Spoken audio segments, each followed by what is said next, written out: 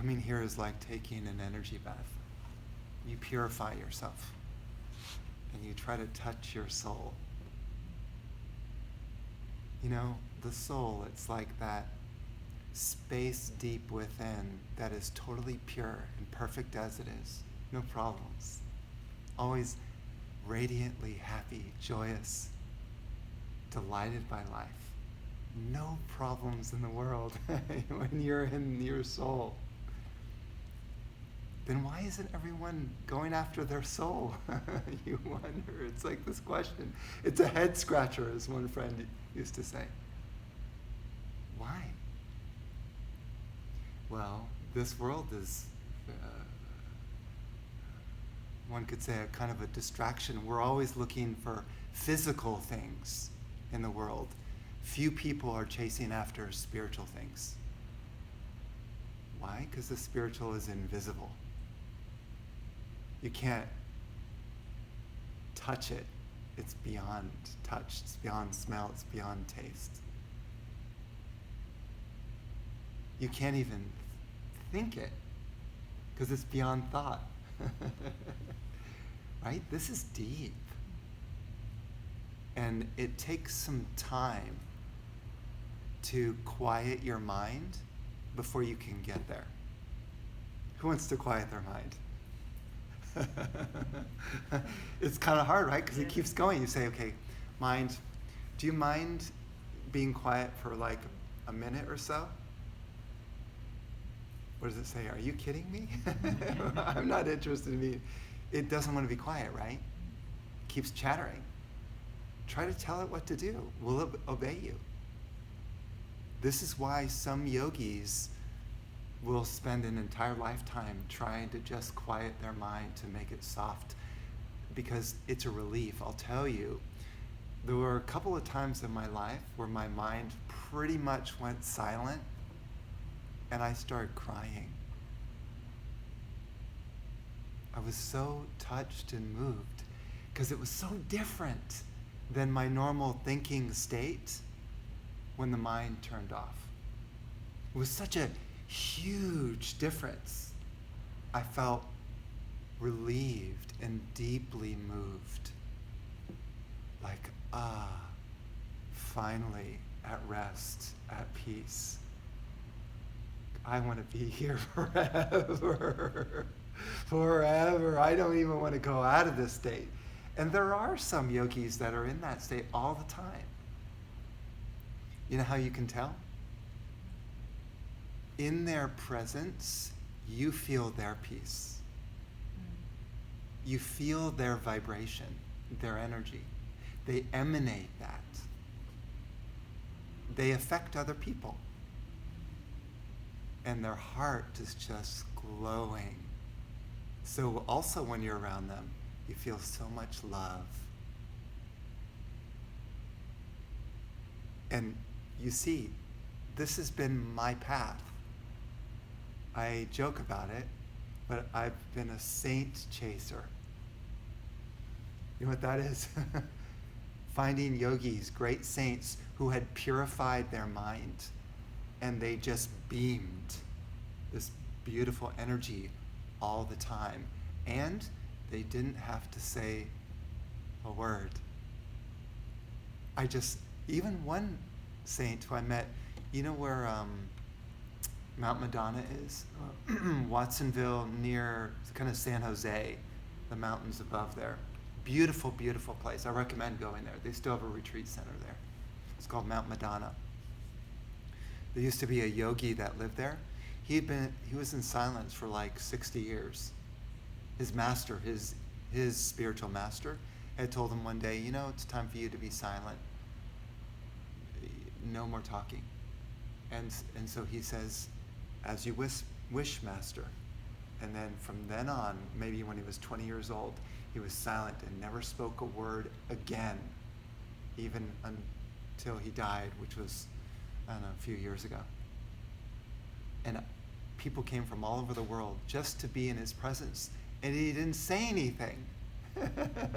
Why? Because the spiritual teachings are invisible.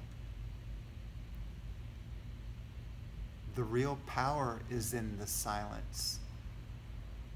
He did write on a chalkboard. So if people asked him questions, they would ask him, like, what's the meaning of life or something, and he would say, peace, or whatever, like really short answers, because he only had a small chalkboard. You can't write much, so he would write really brief. But he was a great saint, and all you had to do was be in his silence, and you would just feel the energy flowing through you. I said, this is what I want.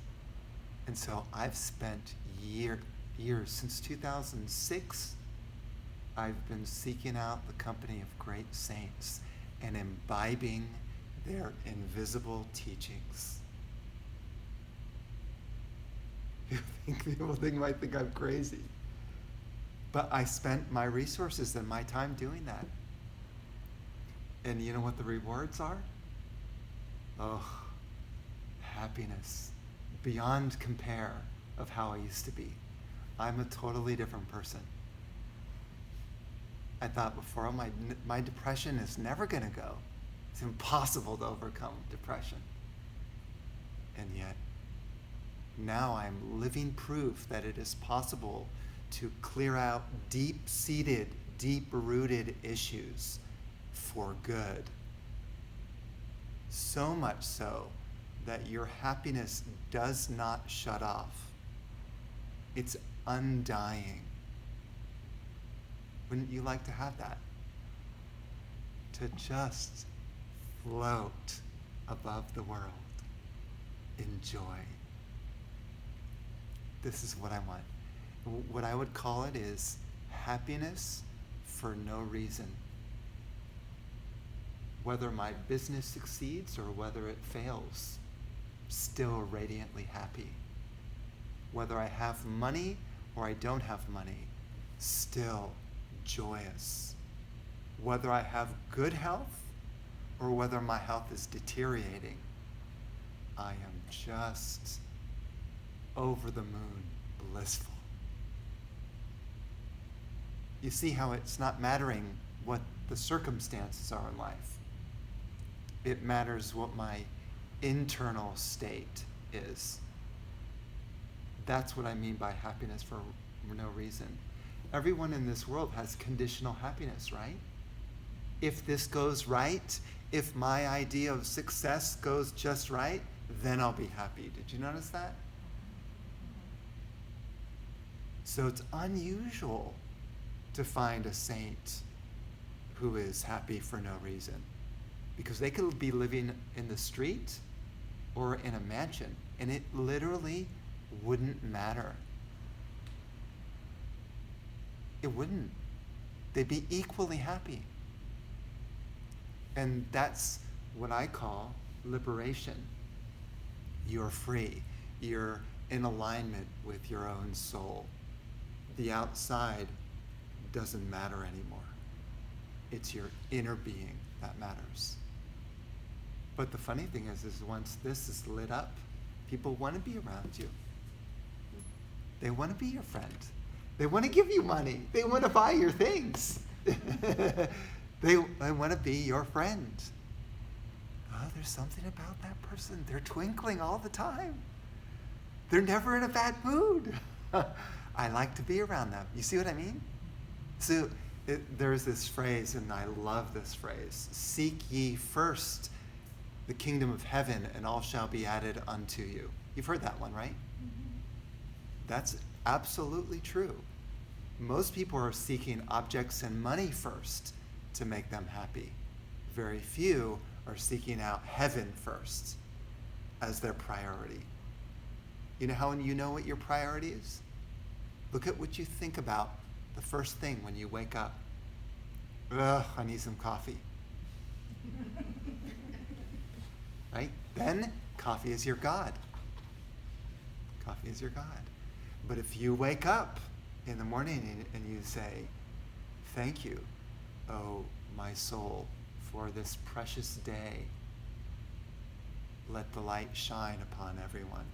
Let everyone be happy, whoever I meet. Let me bring joy to this life. Now what are you in tune with? So it's crucial, the very beginning of your day, what is your first thought? What are you interested in? What do you want? And then the other most crucial thing is, at the very, very end, before you go to sleep, what are you thinking? What are you thinking? What's that? Thank God for the day. Thank God for the day, right? Whereas some people can say, oh God, tomorrow's Monday, it's going to be a hard day at work. What kind of dreams do you think you'll have then? Oh my God, nightmares. Nightmares, right? Which is what a lot of people have, nightmares.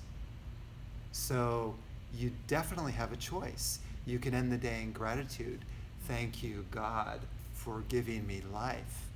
Let my dreams be filled with your light. Or you could say, okay, I'm going to go to sleep, but tomorrow is, going to be tough or something, or, you're like depressed about it. So it's a big difference. So the very beginning of the day and at the very end are the two most important times. The beginning sets the tone for the rest of the day. You might have like, what do you call it? Like an affirmation. The first thing you see, let's say you have it on your ceiling. I don't know. Say you're lying in bed like that, you open your eyes and you see your affirmation. Let my day be filled with divine light, or whatever your message is. Let that be your remembrance until it becomes kind of like an automatic thing where you always remember at the beginning. So I used to have a God alarm, a vibrating watch. Every hour, it goes zzz on my, on my wrist, and it would remind me to think about God. It doesn't have to be God for you. It could be spirit. It could be, I don't know, love, whatever I don't mean to sound religious, but something to remind you of your own soul. And then you remember and you stop for a moment and you think, everything is divine light, or whatever your thought is, that alarm is reminding you. So every hour you keep reminding yourself. Otherwise, the whole day becomes appointment after appointment after appointment and just doing things. And at the end of your life, you'll say, wow, I did a lot of things. But did you ever touch your soul is a question. How many people at their deathbed are going, thank God I did a lot of things. Who cares what you did? Does it really matter at your deathbed? It's who you are inside at death. That's why so many people at the end of their life, they start to think about what is spirit and what is God and all that. All these ideas come because their body's going to die. So then, okay, well, what next? What's beyond? Is this body all that is? There has to be more than this body. Do you ever question what is animating this body? What's making this mind even think? There has to be some magnificent power that's making all of creation dance. What is that power? Doesn't anyone ever question that? And can I find out what that is? Absolutely. To me, that's the most important quest of life. Because when you find out what that is, you literally discover the mystery of the entire universe.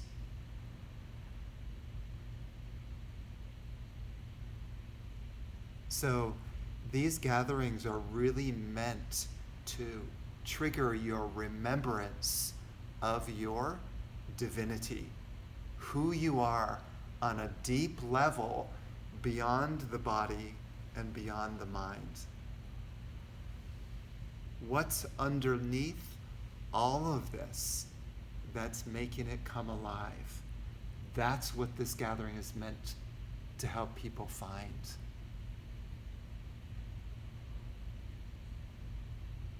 So for me, these gatherings are a priority because my remembrance